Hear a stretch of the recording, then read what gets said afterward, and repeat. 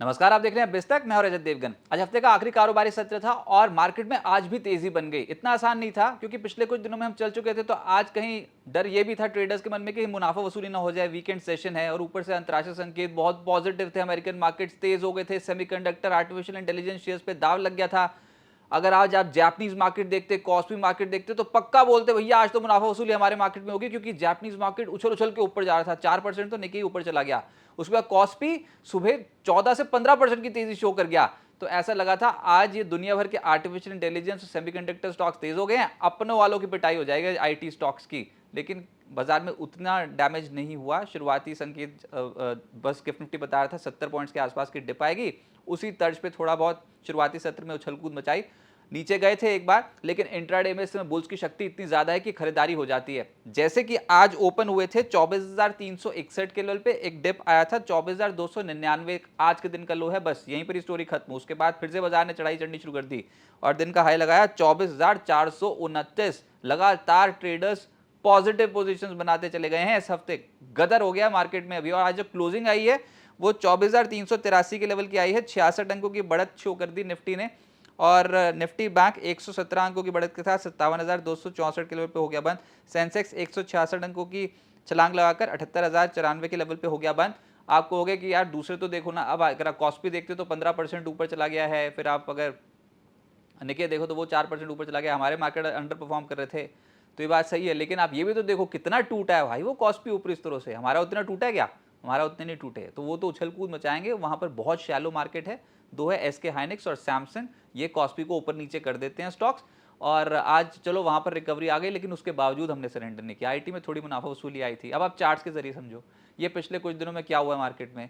इतनी पेसिमिज्म में जी रहे थे। जैसे जैसे बड़ी कंपनियों के नतीजे आए ना, ये आईटी वालों के आए, बैंक्स वालों के आए, तो उसके बाद फिर हमारे मार्केट में करेक्शन स्टार्ट हो गई थी। हम पहुंच गए थे टूटते टूटते 23,606 के लेवल पे। उसके बाद जो अब जो तेजी आई है, ये जो पिछले 5 दिनों की जो तेजी बनती चली गई मार्केट में अचानक से, इसमें इतनी स्पीड से ऊपर गए हो आप। और आज के दिन का हाई लगा दिया है 24,429, 24,383 का आज के दिन का क्लोज। यानी कि अगर आप लोअर लेवल से देखोगे तो लगभग 700-800 पॉइंट्स, 800 पॉइंट्स के आसपास की बढ़त आपको दिखाई दे रही है। तो ये तो बुल्स ने एकदम से बाजी पलट दी ना मार्केट की, ये साफ तौर पे चार्ट बता रहे हैं। और ऊपर से अभी जो निफ्टी है वो 200 दिनों की औसत के लेवल के ऊपर, 200 डे एक्सपोनेंशियल मूविंग एवरेज के ऊपर आ गया है। और अब आप तमाम एवरेजेस के ऊपर हो, शॉर्ट टर्म लॉन्ग टर्म। तो देखते हैं यहां से और पकड़ बनाते हैं कि नहीं। वैसे ही ये जो सप्लाई जोन है जो हमने पिंक कलर से ड्रॉ कर रखा है भैया, यहाँ पर आके ऊपरी स्तरों पे मुनाफा वसूली भी बहुत ज्यादा होती है। तो ट्रेडर्स यहाँ पर सतर्क हैं। जितना कॉन्फिडेंट आप 23,600 के लेवल पे थे, उतना कॉन्फिडेंट आप 24,400 के लेवल पे नहीं हो सकते हो। ये सप्लाई जोन है। लेकिन किसको पता, क्या पता कुछ अलग ही सोच रखा हो मार्केट ने। तो ये हफ्ता तो अच्छा गया। आप देखते हैं कि अगला हफ्ता के यहाँ से तेजी होती है कि नहीं। अच्छा, आज के सत्र में 28 शेयर्स निफ्टी के चढ़ गए, 21 गिरे हैं, एक बिना बदलाव के बंद हो गया। और ब्रॉडर मार्केट्स पे 2,067 शेयर्स चढ़े हैं, उसके मुकाबले 1,252 शेयर्स गिरे हैं। जो सबसे तेज हुआ वो था बजाज फाइनेंस। नतीजों का इंपैक्ट, स्टॉक ऐसा भागा के रिकॉर्ड हाई लेवल्स लग गए।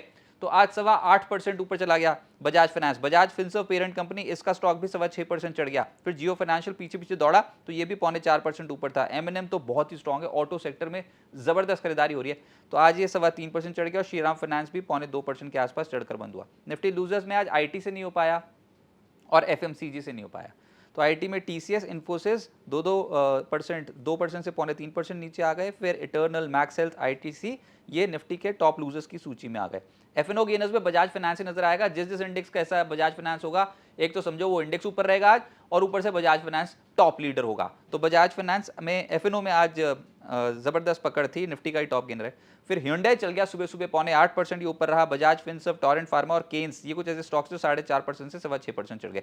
एफएनओ लूजर्स में मैनकाइंड फार्मा, एपीएल अपोलो, डिक्सन, स्विगी और कल्याण कुंज ज्वेलर्स 3.5% से 5.5% नीचे आ गए। मिड कैप गेनर्स में नजारा पलट गया। नजारा का बहुत स्ट्रॉन्ग खरीदारी देखने को मिली इस पर्टिकुलर स्टॉक में। एकाएक चल गया, 10% ऊपर चला गया। फिर 63 मूव्स 10% ऊपर, एस्ट्रा माइक्रो 8% ऊपर, नेटवेब और बालकृष्ण इंडस्ट्रीज 7.25% से 8.25% ऊपर रहे। मिड कैप लूजर्स में थंगामाइल ज्वेलरी लगातार 3 ट्रेडिंग सेशंस लोअर सर्किट लगाए हैं 10-10% के, तो आज भी 10% नीचे था स्टॉक। आर्चिन केमिकल 5.5% टूटा है। एप्टस, सेजिलिटी और स्ट्राइड्स फार्मा 4.5% से 5.5% टूट गए। सेक्टर जो बाजार को बहुत पसंद आया वो था ऑटो। ऑटो कंपनियों के स्टॉक्स बहुत तेज हो गए आज, जिसमें अशोक लेलैंड, ये स्टॉक लगभग 5% ऊपर था। एमएनएम 3.25% ऊपर। Motherson, TVS motor tube investment, ये सब स्टॉक्स चले हैं। आप टीवीएस मोटर का चार्ट खोल के देखो, रिजल्ट जब आए थे ना हाल फिलहाल में, उसके बाद बहुत ही शैलो करेक्शन, लेकिन जब चलता है तो ऐसा धाकड़ चलता है। पिछले 3 दिन से तो नॉन स्टॉप चल रहा है ये स्टॉक। देखिए ऑलरेडी स्ट्रेच हो गए, तो ऑब्वियसली कॉशियस रहने वाली बात है, लेकिन जिसने भी बेट लगाई ऑटो पे, उसके तो मजे आ गए। अभी बहुत स्ट्रांग है। इसके अलावा डिफेंस, ये स्टॉक्स में आज पुल बैक आया। एस्ट्रा माइक्रो, एमटीएआर टेक, पारस, अपोलो माइक्रो और मैसडॉक, ये सब स्टॉक्स चले। सबसे तेज चला है एस्ट्रा माइक्रो, 7.5% ऊपर। कैपिटल मार्केट से जुड़ी कंपनियां चल गई। बॉम्बे स्टॉक एक्सचेंज 3% ज्यादा चढ़ा है। एचडीएफसी एमसी, आईसीआईसी एमसी 2% से 3% ऊपर। एंजल वन और मोतीलाल ओसवाल भी चढ़ गए। फाइनेंशियल्स में बजाज फाइनेंस लीड कर रहा है 8.25% ऊपर। बजाज फिनसर्व 6.25% ऊपर।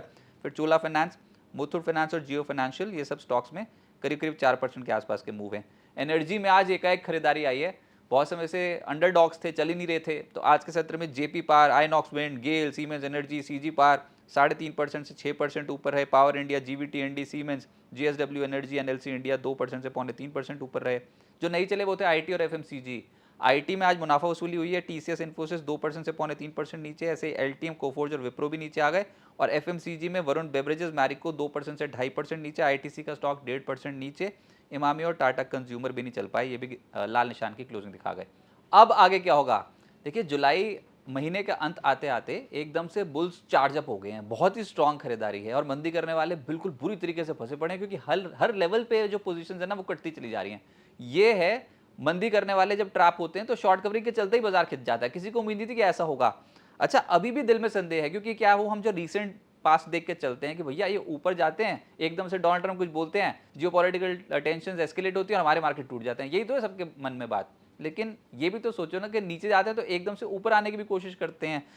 अभी तो हम घूर घूर के देख रहे हैं ब्रेंट क्रूड ऑयल के लेवल को, 86-88 डॉलर के आसपास ही है। अगर ये जियोपॉलिटिकल टेंशन एस्केलेट कर गई, ब्रेंट क्रूड ऑयल फिर से ऊपर चल पड़ा, तो हमारे मार्केट को कोई नीचे आने से रोक नहीं सकता। लेकिन आज अब अहम ये हुआ है कि 200 डीएमए के लेवल के ऊपर आ गए हो, एक्सपोनेंशियल एवरेज के ऊपर, तो आप शॉर्ट टर्म लॉन्ग टर्म सब एवरेजेस को ऊपर टाप चुके हो। निफ्टी की क्लोजिंग बहुत धाकड़ है इस बार। जुलाई में जाते जाते तो बाजार में स्ट्रेंथ आई है, उसमें सबसे स्ट्रॉन्गेस्ट कॉन्ट्रीब्यूटर है आईटी, जहां पर कोई देखने को तैयार नहीं हो रहा था, हाथ नहीं लगाने को तैयार होता, वो स्टॉक चले हैं। आज थोड़ी मुनाफा वसूली थी, लेकिन आज आर्टिफिशियल इंटेलिजेंस, सेमीकंडक्टर शेयर्स दुनिया भर के चढ़ गए हैं। डर लग रहा था भैया हमारे आईटी क्रैश हो जाएगा, लेकिन वैसा नहीं हुआ। आईटी यानी कि अभी बुल ग्रिप में आया हुआ है, नहीं तो आज ही सरेंडर हो जाते सारे के सारे स्टॉक्स। नहीं हुए, थोड़ी सी प्रॉफिट बुकिंग हुई है। आज निके 4% ऊपर था, कॉस्पी 14% ऊपर था, एसके हाइनेक्स 17.5% ऊपर, सैमसंग लगभग 26-27% ऊपर था। दक्षिण कोरिया वाली जो कंपनियां हैं, इतनी इतनी ऊपर चले गए ये वाले स्टॉक्स, तो हमारे वालों की तो बैंड बज जानी चाहिए थी उस हिसाब से। वो होता है ना आर्टिफिशियल इंटेलिजेंस का भूत चिमड़ जाता है हमें, वैसा तो कुछ भी नहीं हुआ। तो आज के सत्र में थोड़ी स्टेबिलिटी आई है मार्केट में, बहुत समय बाद ऐसा देखा है। और जुलाई में निफ्टी लगभग 517 अंक चढ़ा है, ये 2% से ज़्यादा।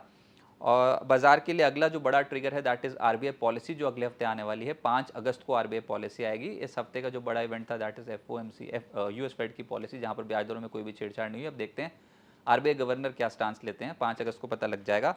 और अभी के तौर पे तो हम यही मान के चल रहे हैं कि 24,500 के आसपास बहुत ही तगड़ा सप्लाई जोन है। सप्लाई जोन मतलब रेजिस्टेंस वहीं पर ही आता है, वहीं से टूटते हैं हम अक्सर, और उसके नज़दीक पहुंचते चले जा रहे हैं। तो ऊपर रेजिस्टेंस लेवल जो है वो 24,468 से लेकर 24,530, और जो नीचे सपोर्ट लेवल है वो 24,290 से लेकर 24,200। लेकिन यहाँ तक पहुंचे ये बहुत बड़ी बात थी। कहाँ पर सोच रहे थे कि रिजल्ट्स खराब आ रहे हैं, ये हो जाएगा वो हो जाएगा, बहुत बुरी तरह टूट जाएंगे, वैसे थोड़ी हुआ। निचले से खरीदारी हो गई, तो अभी भी फिर निचले स्वरों पर खरीदारी ही होती हुई नजर आएगी। अब तो देखते हैं कि डोनाल्ड ट्रंप कोई पॉजिटिव बात कर दें तो वो एक ट्रिगर बन सकता है मार्केट के लिए। लेकिन जो हम ट्रैक कर रहे हैं अगले हफ्ते, वो जो मेगा इवेंट है दैट इज आरबीआई पॉलिसी, उसकी भी बड़ी कवरेज आप पुस्तक पे ही देखेंगे। लेकिन अभी हेल्दी शेप में हो तो नर्वस नहीं होना चाहिए और डिप्स में पोजीशन ऐड करने के बारे में सोचना चाहिए।